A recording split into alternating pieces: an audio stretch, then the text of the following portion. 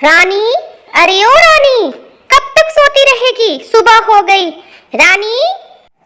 रानी की जेठानी घर के आंगन में खड़े होकर जोर जोर से चिल्ला रही थी। अरे ओ रानी, अरे उठ भी जाओ। तभी रानी अपने कमरे से आती है और बोलती है, दीदी दीदी मैं आ गई। दीदी क्या बात है? तुम्हारा नाम रानी है, तुम खुद रानी नहीं हो जो रानी की तरह सोते रहोगी। मैंने तुम्हें रात में समझाया था ना कि सुबह में पूजा है, फिर इतनी देर से क्यों उठी? दीदी ये जगह मेरे लिए नई है, इसलिए रात भर नींद नहीं आई मुझे, इसलिए मैं देर से सोई थी और सुबह जल्दी नींद नहीं खुली। तभी रजनी हंसती हुई बोलती है, अरे मेरी प्यारी देवरानी, जल्दी से घूंघट कर लो, अगर माँ जी आ गई तो हंगामा हो जाएगा। तभी वहां रानी की सास आ जाती है और बहुत ही गुस्सा होकर बोलती है, हे भगवान, छोटी बहू, तूने घूंघट नहीं किया? क्या तेरी माँ बाप ने नहीं सिखाया कि ससुराल में घूंघट करके रहा जाता है? जब भी बड़ों के सामने आ तो घूंघट कर लिया कर, समझी? चलो अब तुम लोग यही गपशप करोगी? चलो जल्दी से खाना बनाओ, आज नई बहू खाना बनाएगी। अरे ओ नीरज की माँ, कहाँ गई? आज खाना मिलेगा भी या नहीं? इतनी देर हो गई। अरे भूख लगी है भाई, खाना लाओ जल्दी। क्या अभी सुबह उठ के हंगामा करने लगते हैं? अभी कहाँ देर हुई है? आज नई बहू खाना बनाएगी तो थोड़ा इंतजार करो। रानी किचन में जाती है और बोलती है, आज तो मैं बहुत अच्छा खाना बनाऊंगी, इतना अच्छा खाना बनाऊंगी कि मेरे ससुराल वाले खुश हो जाएंगे। चलो जल्दी से मैं अब कुछ बना लेती हूँ। तभी उसकी सास किचन में आती है और बोलती है, छोटी बहू, अरे ओ छोटी बहू, सुनो, अभी पूजा होना है, इसीलिए तुम घूंघट लेके आना पूजा में, ऐसी मत चली आना। सब आस पड़ोस की औरतें भी आएंगी तो घूंघट जरूर से लेना, ठीक है? और खाना जल्दी से बना ले, तुम्हारे ससुर जी को भूख लगी है, जल्दी से बना लो। घर में पूजा शुरू हो जाती है। आस पड़ोस की बहुत सारी औरतें आती हैं और रानी घूंघट लेना भूल जाती है। तभी पड़ोस की बिमला चाची बोलती है, हे भगवान, देखो तो कैसी बहू है, इसे तो बिल्कुल कोई शर्म नहीं है। यहाँ इतने बड़े बुजुर्ग बैठे हैं और देखो तो बिना सर ढके आ गई है, कैसी बहू है ये? अरे ओ नीरज की माँ, तूने अपनी छोटी बहू को कुछ नहीं सिखाया क्या कि बड़ों के सामने घूंघट लेते हैं? तेरी बहू तो देख कितनी बेशरम सी खड़ी है। रानी की सास को बहुत गुस्सा आता है और वह रानी को कोने में ले जाके बहुत डांटती है। तूने तो मेरी इज्जत डुबा दी, क्या तुझे मैंने बोला नहीं था घूंघट लेने को? हे भगवान, तूने हमारी इज्जत मिट्टी में मिला दी। अब क्या बोलेगी आस पड़ोस के लोग? सुन, जब तक तू घूंघट नहीं लेगी तू बाहर नहीं निकलेगी, रह कोने में पड़ी हुई तू। रानी बहुत उदास हो जाती है। वह सोची भी नहीं थी कि ससुराल में उसके साथ ऐसा कुछ होगा। वो बहुत उदास हो जाती है। तभी रजनी उसके पास आती है और बोलती है, अरे रानी, उदास क्यों होती है?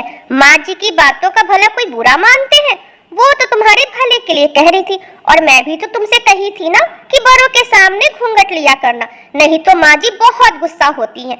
मैं भी जब शादी करके आई थी तो घूंघट में ही रहा करती थी, लेकिन अब बहुत साल हो गए ना, तो माँ जी मुझे कुछ नहीं कहती। चल रोना बंद कर और चल बाहर चल। अरे बहू, छोटी बहू, खाना बनाया है तो खिलाएगी भी या भूखे मारेगी? जल्दी से खाना लगा, भूख लगी है सबको। बेचारी रानी जल्दी से सबको खाना परोसती है और घूंघट करके कोने में खड़ी हो जाती है। सब लोग खाना खाते हैं और सब लोग रानी की तारीफ करते हैं खाने की। वाह, क्या खाना बना है, आहा, मजा आ गया। धीरे धीरे समय बीतने लगा। रानी घूंघट में बहुत परेशान हो जाती थी और वह हमेशा घूंघट लेना भूल जाती थी और सास से हमेशा उसे डांट पड़ती थी। एक दिन रानी के ससुर जी की तबीयत अचानक बहुत खराब हो गई और घर पे कोई भी नहीं था, सिर्फ रानी घर में थी। वो जल्दी से अपने ससुर जी को हॉस्पिटल पहुंचाती है। डॉक्टर साहब, मेरे ससुर जी को ठीक कर दीजिए। डॉक्टर साहब, तुम चिंता मत करो, मैं भी उनका इलाज करता हूँ। अरे नीरज बेटा, कहाँ है तेरे पिताजी? अरे पिताजी तेरे कहाँ है, कहाँ है? हे भगवान, ये क्या हो गया? हे भगवान, किसकी नजर लग गई? हे भगवान, कहाँ है? अरे नीरज बेटा, देख तेरे पापा कहाँ है? अरे भगवान, ये क्या हो गया भगवान? अरे रानी, तू तू यहाँ क्या कर रही है? और ये देख, बिना घूंघट के आई है। हे भगवान, ये छोटी बहू तो मेरी नाक कटवाएगी। अरे तू बिना घूंघट के यहाँ क्या कर रही है? तेरे ससुर जी है यहाँ पर, तुझे जरा भी शर्म नहीं आती? अरे घूंघट कर, घूंघट। तभी डॉक्टर बोलते हैं, अच्छा हुआ आपकी छोटी बहू इन्हें टाइम पर ले आई, नहीं तो आपके पति की जान भी जा सकती थी। अब ये बिल्कुल खतरे से बाहर है, आप लोग इन्हें आराम करने दीजिए। रानी के ससुर जी घर आ जाते हैं और रानी से बोलते हैं, बेटी, तुमने मेरी जान बचाई है। अगर तुम न होती तो आज मैं जिंदा न होता। बेटी, तुम खुश रहो, तुम सदा खुश रहो। तभी रानी की सास आ जाती है और बोलती है, अरे छोटी बहू, तूने फिर घूंघट नहीं किया? अरे तेरे ससुर जी सामने खड़े हैं, घूंघट तो कर। रानी के ससुर जी बहुत गुस्साते हैं और बोलते हैं, अरे ओ नीरज की माँ, क्या घूंघट घूंघट करते रहती है? अगर उस दिन रानी मुझे हॉस्पिटल न पहुंचाती तो आज मैं जिंदा न खड़ा होता। आज के बाद से हमारे घर में कोई बहू बेटी घूंघट नहीं लेगी, समझी? उसकी सास रोने लगी और कहती है, आप ठीक ही कहते हो जी। पता नहीं सब लोग घूंघट की बात क्यों करते हैं, मैं भी किन पुरानी बातों में आ गई।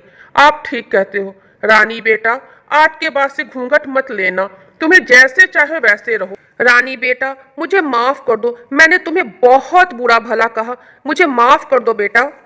उसकी सास बहुत खुश होती है रानी से और उनके घर में सारे लोग बहुत ही अच्छे से रहने लगते हैं और जो घूंघट की प्रथा थी वो भी खत्म हो जाती है और सारे लोग खुशी खुशी रहने लगते हैं।